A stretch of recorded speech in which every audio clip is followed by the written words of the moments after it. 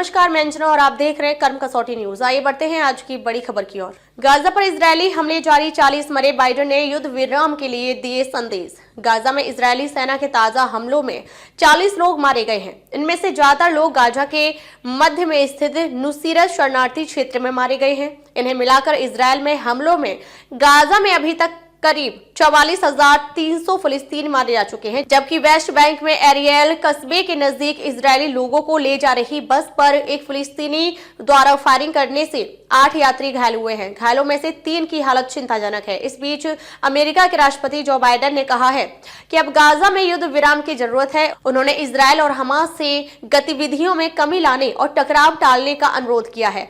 Biden ने Gaza में युद्ध विराम के लिए नए प्रयास के संकेत दिए हैं। लेबनान में बुधवार को युद्ध विराम लागू हो चुका है, लेकिन इजरायली सेना द्वारा उसके उल्लंघन की सूचनाएं आ रही हैं। सीरिया में छिड़ी लड़ाई, इजरायल पर आरोप।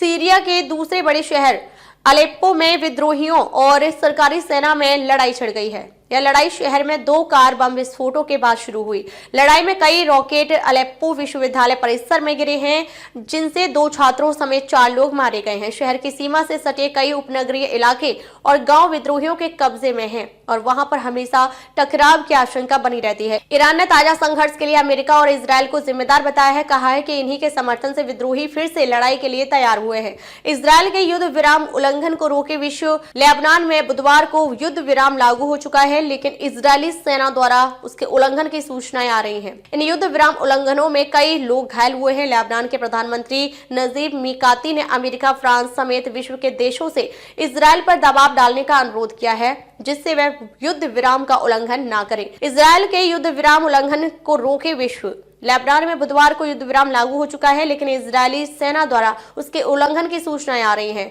इन युद्ध विराम उल्लंघनों में कई लोग घायल हुए हैं। लेबनान के प्रधानमंत्री नजीब मिकाती ने अमेरिका, फ्रांस समेत विश्व के देशों से इजरायल पर दबाव डालने का अनुरोध किया है, जिससे यह युद्ध विराम का उल्लंघन ना करे।